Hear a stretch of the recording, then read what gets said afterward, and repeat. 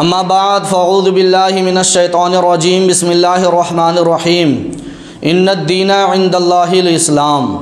اللہ کے نزدیک کوئی بھی معتبر مذہب نہیں ہے سوائے اسلام کے۔ اللہ رب العزت نے مذہب اسلام ہی کو عزت عطا فرمائی ہے۔ مذہب اسلام کے پیروکار ہی وہ حقیقت میں کامیاب ہیں، کامران ہیں، جنت کے حقدار ہیں۔ مذہب اسلام کو چھوڑ کر کوئی بھی بندہ کامیاب نہیں ہو سکتا۔ کہنے والے کہتے ہیں کہ سب سے پہلے قوم ہم لوگوں کو، خاص طور پر ہندوستانیوں کو یہ کہا جاتا ہے کہ آپ کے آباء و اجداد جو ہے مسلم نہیں تھے۔ آدم علیہ السلام جب دنیا میں تشریف لائے تو اس وقت انسان کا وجود ہی نہیں تھا، تو آدم علیہ السلام ہی سب سے پہلے انسان جو کہ اللہ کے نبی ہوئے۔ انسان کا تسلسل جو جاری ہوا آدم علیہ السلام سے جاری ہوا۔ آدم علیہ السلام سب سے پہلے نبی۔ اگر کوئی کہے کہ آپ کے آباء و اجداد غیر مسلم تھے تو انہیں بتائیں کہ آپ کے آباء و اجداد مسلم تھے، غیر مسلم نہیں تھے۔ حضرات گرامی، آدم علیہ السلام کے بعد سے لے کر نوح علیہ السلام کا جب وقت آیا تو ایک وقت پھر ایسا آیا کہ دنیا میں کفر و ضلالت کی، گمراہیت کی یہ آندھیاں چلنے لگی، ہر طرف شرک و کفر کی آندھیاں چل رہی تھی۔ نوح علیہ السلام کو کشتی بنانے کا حکم دیا۔ نوح علیہ السلام کی کشتی میں جتنے لوگ سوار تھے سب کے سب ایمان والے تھے، اور دنیا کے کسی بھی کونے میں جہاں بھی طوفان نوح پوری دنیا میں آیا، جہاں بھی لوگ بسنے والے تھے، چاہے وہ پہاڑ کی اونچائی میں کیوں نہ ہو، کوہ میں کیوں نہ ہو، کہیں بھی بسنے والے افراد تھے، سب کے سب ہلاک کر دیے گئے، سب کے سب برباد کر دیے گئے۔ سارے مشرکین، سارے کافرین، سارے منافقین سب تباہ و برباد ہو گئے۔ اگر وہ کشتی پہ سوار ہونے والے اگر کوئی افراد تھے تو نوح علیہ السلام اور نوح علیہ السلام کے ساتھ ساتھ نوح علیہ السلام کے پیروکار وہاں موجود تھے، کوئی بھی غیر مسلم وہاں موجود نہیں تھا۔ اللہ رب العزت نے ہمیں مذہب اسلام سے مشرف فرمایا ہے، باعزت کیا ہے۔ حضرات گرامی، بہت سارے سوالات آتے ہیں ذہنوں میں اور غیروں کی طرف سے یہ سوال کیا جاتا ہے کہ مذہب اسلام جو پھیلا ہے، مذہب اسلام کو جو ترقی ملی ہے، مذہب اسلام کو جو رفعت ملی ہے، مذہب اسلام کو جو بلندیت ملی ہے، وہ تلواروں کے زور سے ملی ہے۔ کہنے والوں نے کہا کہ مذہب اسلام کو اگر کوئی ترقی ملی ہے، بلندیت ملی ہے تو تلوار کے زور سے ملی ہے۔ حضرات گرامی، آپ فیصلہ کریں گے۔ آج کا موضوع گفتگو ہی ہمارا ہے ان الدین عند اللہ الاسلام۔ ہمارا موضوع ہی آج ہے کہ اسلام۔ موضوع ہم نے آج اسی وجہ سے انتخاب کیا تاکہ ذہنوں میں بسنے والے خرافات، آج جو معاشرے کا ہم جائزہ لیتے ہیں، ہماری بہنیں، ہماری مائیں غور سے ہماری گفتگو سنیں گے۔ ہمارے معاشرے کا جب ہم جائزہ لیتے ہیں، جب کسی کا تہوار آتا ہے تو تہواروں میں خرافات جو نظر آتا ہے، جو فساد نظر آتا ہے، تو یہ امتیاز ختم ہو جاتا ہے کہ مسلم کے بچے ہیں یا غیر مسلم کے بچے ہیں۔ غیروں کے تہوار میں جا کر اس طور پر شریک ہونا کہ ان کو تعظیم دینا، تعظیمی طور پر شریک ہونا، اللہ کے رسول علیہ الصلوۃ والسلام کی شریعت میں مکمل طور پر یہ حکم دیا گیا، جو تعظیمی طور پر ایسے تہوار پر شریک ہوتے ہیں، مفتیان کرام اسے کفر کا فتویٰ لگاتے ہیں جو کسی مذہب کے تہوار میں تعظیمی طور پر اگر کوئی شریک ہوتا ہے۔ حضرات گرامی، گفتگو انشاءاللہ تبارک و تعالی مکمل مذہب اسلام کے آپ کے سامنے حقانیت بیان کرنے کی کوشش کروں گا تاکہ ہماری ماں بہنیں اور تاکہ آپ ہمارے نوجوان بھائی اپنے ذہنوں کو کشادہ کر کے اپنے ذہنوں کو، اپنے دلوں کو اسلام کی طرف مائل کر سکیں۔ ہم شروع سے گفتگو کرتے ہیں تاکہ آپ کا ذہن سمجھنے کے قابل رہے، کیونکہ بہت سارے حضرات ایسے ہیں مسلم تو برائے نام ہیں، اچھے خاصے کمانے کھٹنے والے ہیں، لیکن ابھی تک ان کو میرے نبی کا نام تک نہیں معلوم، انہیں میرے نبی کی تاریخ تک بالکل بھی نہیں معلوم، اجمالی طور پر بھی اسے کوئی خبر نہیں، مسلمان ہیں لیکن اسے یہ یہاں تک پتہ نہیں کہ مذہب اسلام میں کتنے وقت نماز فرض ہیں، یہ بھی پتہ نہیں ہے۔ انہیں تو اتنا بھی پتہ نہیں ہے کہ کیا حلال ہے کیا حرام ہے۔ ایسے ایسے مسلمان بھی ٹوپی پہن کر گھوم رہے ہیں، ایسے ایسے مسلمان بھی جمعہ میں تشریف لاتے ہیں جنہیں بالکل بھی خبر نہیں ہے کہ ہمیں مذہب اسلام کیا چیز کا حکم دیا ہے۔ ایک حضرات گرامی، ہم ابتدا کرتے ہیں جب مذہب اسلام، ہمارے نبی علیہ الصلوۃ والسلام نے اسلام کے پرچم کو بلند کرنے کے لیے پہاڑ پر چڑھ کر جب اعلان نبوت فرمایا کہ میں اللہ کا بھیجا ہوا نبی ہوں، اعلان نبوت سے قبل کے حالات، خاص طور پر یہ بیان ان کے لیے جنہوں نے کہا کہ مذہب اسلام تلواروں کے زور سے پھیلا۔ ہمارے نبی علیہ الصلوۃ والسلام کے اعلان نبوت سے پہلے کے حالات آپ کو میں بتاتا چلوں۔ ہمارے نبی علیہ الصلوۃ والسلام جس معاشرے میں زندگی گزار رہے تھے، کفر و شرک کی آندھیاں چل رہی تھی، لوگ بت پرستی میں گرفتار تھے، لوگ بتوں کی پوجا کرتے، حق کو بھول چکے تھے، وہ اپنی شناخت جو اصل شناخت تھی اس کو کھو چکے تھے، بس جو آباء و اجداد سے وہ سمجھ رہے تھے چلتا آ رہا ہے اسی کے پیروکار تھے، بت پرستی کو اپنا ایمان سمجھتے تھے۔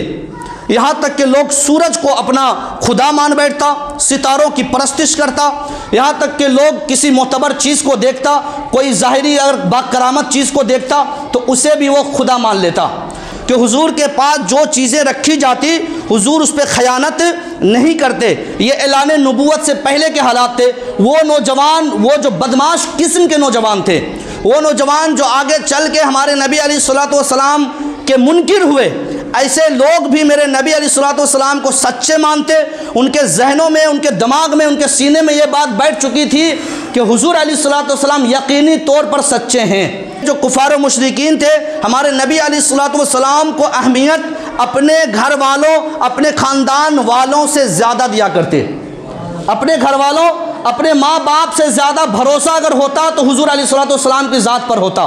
حضور کو جو ہے سچے مانتے، امین کہتے، اور اس طور پر سچے مانے، اس طور پر امین کہا کہ پورے مکہ مکرمہ میں کسی کو امین کے لقب سے نہیں پکارا گیا، کسی کو صادق کے لقب سے نہیں پکارا گیا۔ اگر کسی ذات کو امین اور صادق کے لقب سے پکارا گیا تو وہ ہمارے نبی علیہ الصلوۃ والسلام کی ذات اقدس تھی۔ ہمارے نبی کو اس وقت کی بات ہے جب اعلان نبوت نہیں کیے، حضور نے اعلان نہیں فرمایا کہ میں نبی ہوں۔ حضرات گرامی، جب اس وقت لوگوں کے ذہن میں بات بیٹھ گئی کہ نبی سچے ہیں، یہ محمد سچے ہیں، صداقت دار ہیں، تو حضور علیہ الصلوۃ والسلام نے اب دیکھنے کا مقام یہ، سوچنے کا مقام یہاں یہ کہ جب حضور علیہ الصلوۃ والسلام نے اعلان نبوت فرمایا تو لوگوں کو اس وقت یہ چاہیے تھا کہ وہ بندہ جو میرے مال میں خیانت نہیں کرتا ہے، وہ بندہ جو میرے مال کو وہ حذف کر سکتا ہے، جھوٹ بول سکتا ہے، تمہارے مال کو حذف کرنے کے لیے حضور جھوٹ نہیں بولتے، تو انہیں یہی سوچنا چاہیے تھا کہ آپ کی آخرت کا سودا حضور جھوٹ بول کر کیسے کر سکتے ہیں۔ حضرات گرامی، لیکن ہوا کیا کہ حضور نے جب اعلان نبوت فرمائی تو سب سے پہلا منکر ہوا وہ ابو لہب، ہمارے نبی کا چچا سب سے پہلا منکر ہوا۔ ہمارے نبی علیہ الصلوۃ والسلام نے جب اعلان نبوت فرمائی، اعلان نبوت کے بعد وہ حضرات جو واقعی میں شعور رکھتے تھے، وہ حضرات جو واقعی میں دل کشادہ رکھتے تھے، جو سمجھنے کا شوق رکھتے تھے، حضور علیہ الصلوۃ والسلام کی بارگاہ میں آئے اور حضور کو سمجھنے کی کوشش کی۔ یہ عرب کے لوگ ایسے ویسے لوگ نہیں تھے، بلکہ عرب کے وہ افراد پوری دنیا میں باعزت مانے جاتے تھے، ان کی ذہانت کی مثالیں دی جاتی تھی، ان کی عربی زبانیں اس طرح تھی کہ ان کے مقابلے میں کوئی بھی آ نہیں سکتا تھا۔ ہمارے نبی علیہ الصلوۃ والسلام قرآن کریم کی جب تلاوت فرماتے تو کفار و مشرکین سنتے اور ہمارے نبی علیہ الصلوۃ والسلام پر ایمان لاتے۔ حضرات گرامی، یہاں سوچنے کا مقام یہ کہ حضور علیہ الصلوۃ والسلام نے ان کی بھلائی کے لیے انہیں رائے حق کی دعوت دی، لیکن انہوں نے قبول نہیں کیا۔ انہوں نے قبول نہیں کیا، صرف قبول نہ کرنے تک نہیں، بلکہ انسانیت تو یہ تھی کہ ان کے بات کو کم سے کم سمجھتے ہیں۔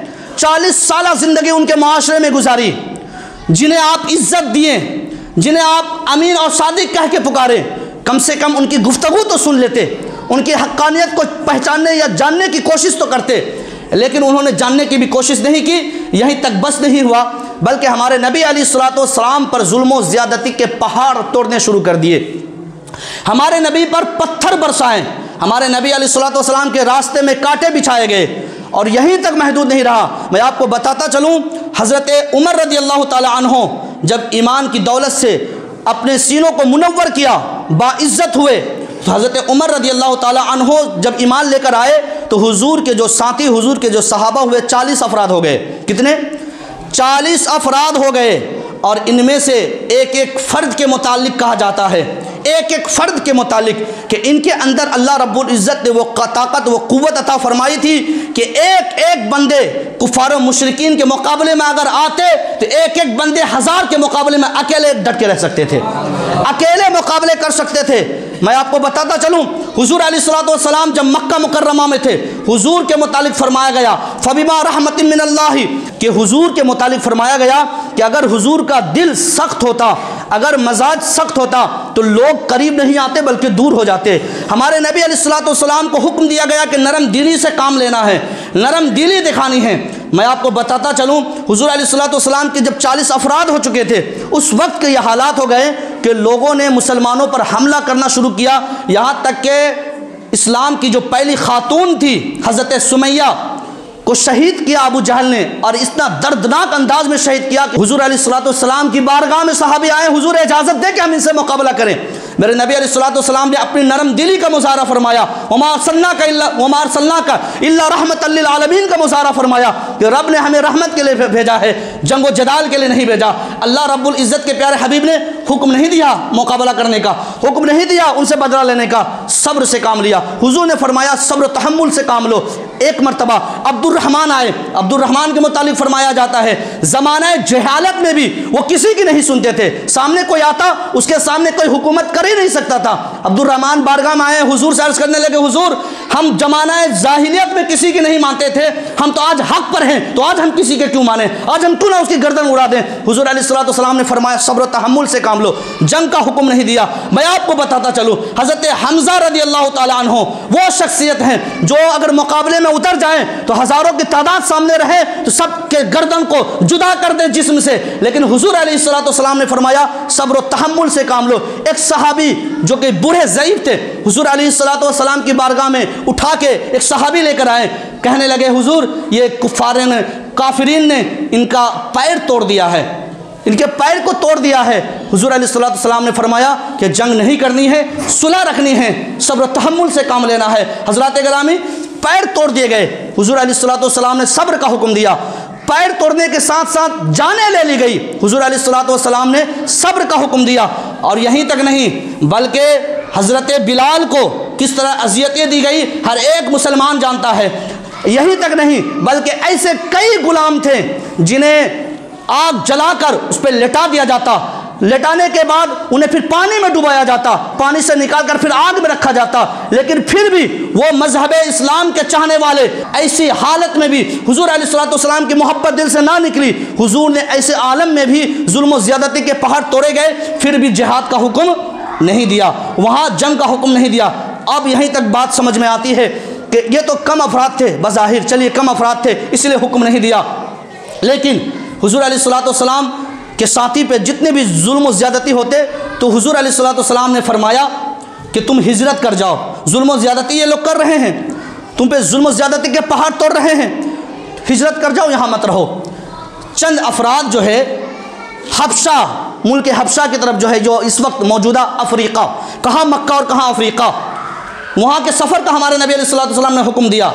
وہ حضرات چند افراد کفار مکہ کی ظلم و زیادتی کے وجہ سے انہوں نے مکہ مکرمہ کو چھوڑ دیا، اور یہ وہ افراد تھے جنہوں نے اپنا بچپنا مکہ میں گزاری تھی، اپنی زندگی بچپنا پوری زندگی مکہ مکرمہ میں گزاری تھی، انہوں نے مکہ مکرمہ کو چھوڑ دیا، چھوٹی چھوٹی کشتی بنا کر سمندر کو طے کی، سمندر کے راستے کو طے کیا، وہ ہولناک سمندر جہاں بڑی بڑی کشتیاں ڈوب جاتی ہیں، اپنے جانوں کو خطرے میں ڈال کر یہ صحابہ کرام نے چھوٹی چھوٹی کشتی کو بنا کر یہ حبشہ کا سفر کیا، ہجرت کر کے چلے گئے۔ حضرات گرامی میرے نبی علیہ السلام آخر کار یہ کفار و مشرکین سکون سے رہنے نہیں دیے، مکہ مکرمہ میں ساتھیوں کو ہمارے نبی علیہ السلام پر ظلم و زیادتی کے پہاڑ تو توڑے ہی، آخر کار انہوں نے یہ فیصلہ کیا کہ ایسے کام نہیں چلے گا، بلکہ محمد کو قتل کر دیا جائے، ہمارے نبی علیہ السلام کو قتل کر دیا جائے، یہ منصوبے بنائیں۔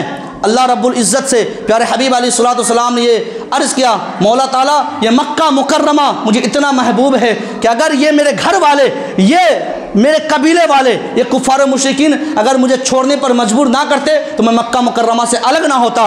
حضور علیہ السلام کو مکہ مکرمہ چھوڑنے پر یہ کفار و مشرکین نے مجبور کر دیا۔ ہمارے نبی علیہ السلام مدینہ منورہ ہجرت کر کے چلے گئے۔ حضرات گرامی یہ ہجرت کر کے تو گئے، کس جگہ سے؟ اپنے گھر سے، اپنے آبائی گھر سے ہجرت کر کے ظلم و زیادتی کی وجہ سے چلے گئے، لیکن یہیں تک یہ کفار و مشرکین کا بس نہیں چلا، یہیں تک نہیں بلکہ اگر کوئی بندہ مسلمان ہو جاتا، اسلام کی حقانیت کو دیکھ کر، صداقت کو دیکھ کر اگر کوئی مسلمان ہو جاتا تو وہ مکہ مکرمہ میں ظلم و زیادتی کے پہاڑ توڑتے، ان کے مال و جائیداد کو سب کو وہ جو ہے اس پر قابض آ جاتے۔ اور حضرت صہیب کے متعلق فرمایا جاتا ہے کہ جب میرے نبی علیہ السلام مدینہ منورہ چلے گئے، حضرت صہیب رومی یہ حضور علیہ السلام پر جب ایمان لے کر آئے، یہ ایک تاجر تھے، بہت مال و جائیداد تھی، ان کے پاس بہت سارے روپے پیسے تھے، دینار اور دراہم تھے۔ حضور علیہ السلام کی محبت کا جب غلبہ آیا دل میں، ایمان کی روشنی سے جب اپنے سینوں کو یہ منور کیے، تو جب مکہ مکرمہ سے نکلنے لگے تو سر پر جو ہے پگڑی تھی، اور وہ بھی چادر، وہ بھی نہایت قیمتی پگڑی تھی۔ کفار مکہ نے سرحد پر روک دیا اور کہنے لگے کہاں کا سفر ہے؟ کہنے لگے کہ حضور علیہ السلام کی بارگاہ میں جا رہا ہوں۔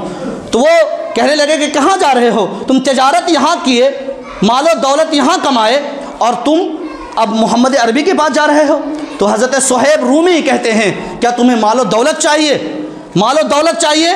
تو کہتے ہیں ہاں، اگر تم مجھے مال و دولت دے دو، اپنی دکانیں دے دو، تجارت کے جو سامان ہے وہ تم اگر مجھے دے دو تو میں تمہیں پھر جانے دے دوں گا۔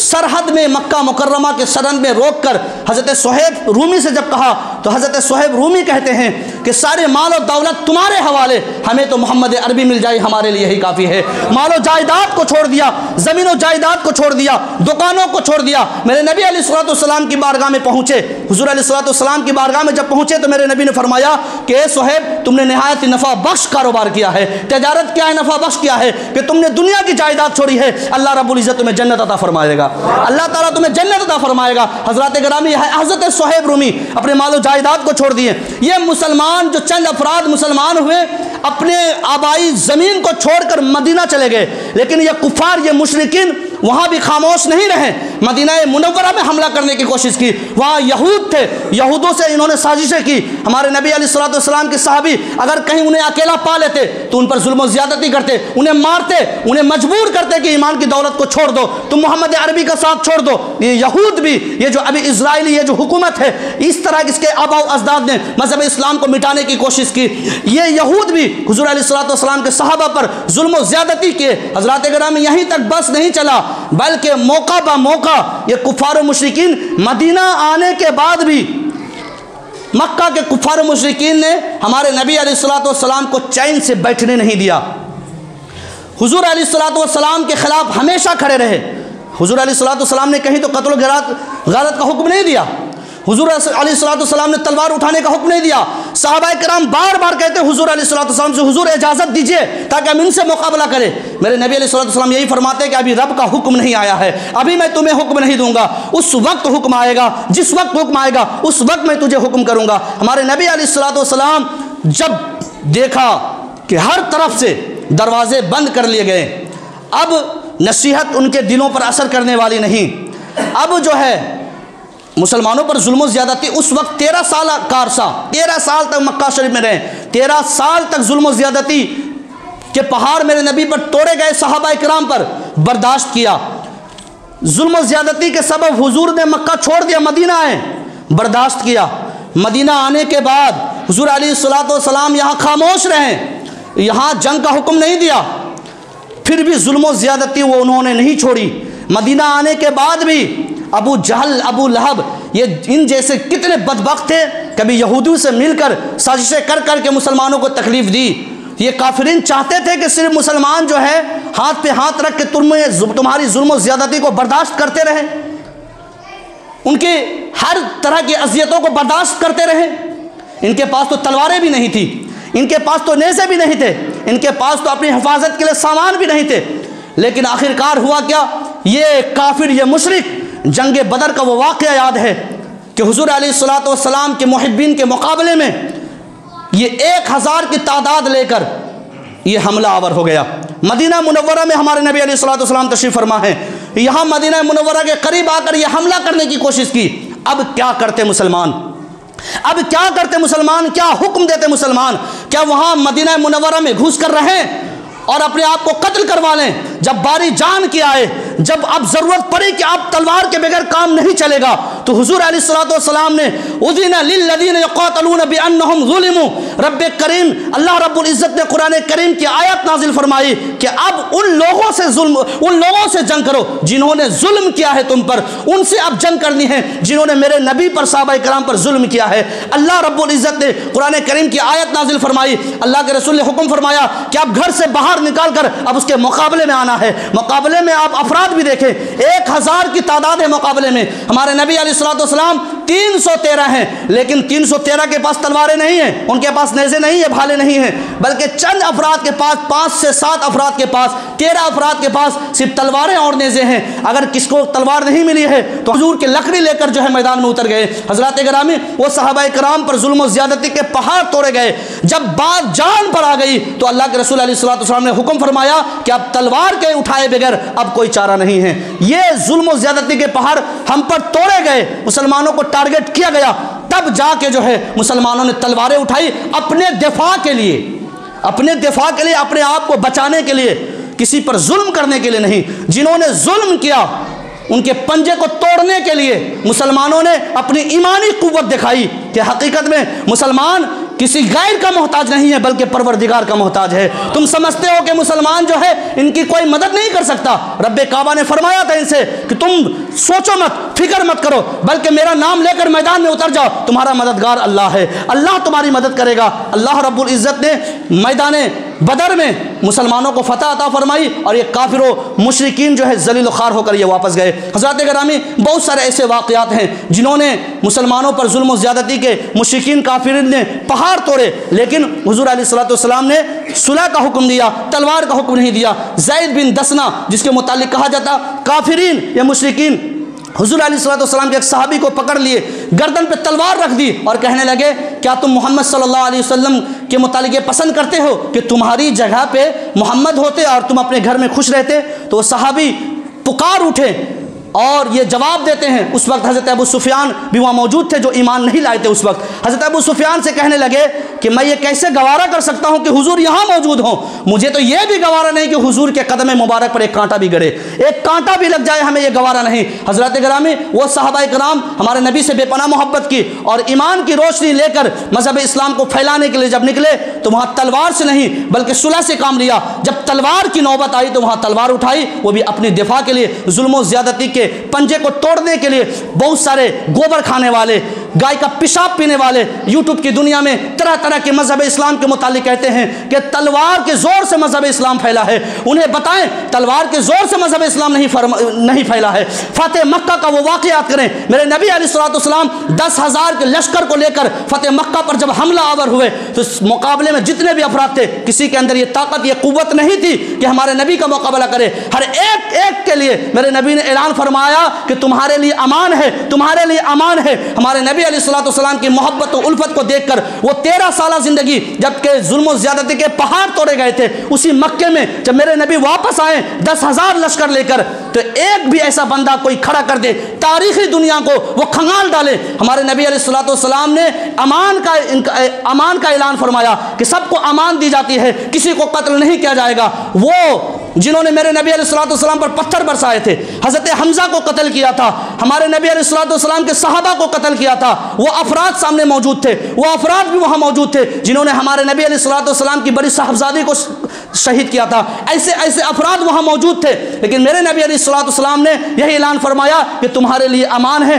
اب آج تم سے کوئی مواخذہ نہیں، سب کے سب آزاد ہیں۔ تو اس محبت کو دیکھ کر فتح مکہ کا جو یہ واقعہ آیا، وہاں کے کفار و مشرکین نے اس وقت جا کر اذا جاء نصر اللہ والفتح ورأیت الناس يدخلون فی دین اللہ افواجا، یہ فوج در فوج جو ہے یعنی پوری تعداد جماعت ب جماعت جو ہے حضور علیہ الصلوۃ والسلام کا کلمہ پڑھنے لگی۔ تو بتائیں یہاں کہاں تلوار اٹھائی گئی؟ انہیں تو آزاد کر دیا گیا تھا، انہیں تو چھوڑ دیا گیا تھا۔ مذہب اسلام تلوار کی زور سے نہیں پھیلا بلکہ محبت کی تلوار سے اسلام پھیلا ہے، کریکٹر کی تلوار سے پھیلا ہے۔ اسلام اگر پھیلا ہے تو اپنی صداقت سے پھیلا ہے، اسلام اگر پھیلا ہے تو اپنی حقانیت سے پھیلا ہے۔ آج بھی اگر کوئی مسلم آپ دیکھیں، آج میں آپ کو بتا رہا ہوں کہ پچھلے 5 سال کی رپورٹ کہ پوری دنیا میں اگر سب سے زیادہ تیزی کے ساتھ پھیلنے والا اگر کوئی مذہب ہے تو مذہب اسلام ہے۔ مذہب اسلام کے دامن سے جڑ گئے ہیں۔ آج بتائیں آج کس کی گردن پہ تلواریں رکھی جا رہی ہے؟ آج کس کے گردن کو اڑایا جا رہا ہے؟ تلوار سے کسے مجبور کیا جا رہا ہے؟ نہیں مجبور کیا جا رہا، پھر بھی وہ مذہب اسلام کو قبول کر رہے ہیں۔ کیوں کر رہے ہیں؟ وجہ یہی ہے کہ مذہب اسلام حق ہے، مذہب اسلام اپنی حقانیت کے ساتھ پھل رہا ہے اور پھول رہا ہے۔ درود پاک پر اللہم صلی علی سیدنا و شفیعنا و حبیب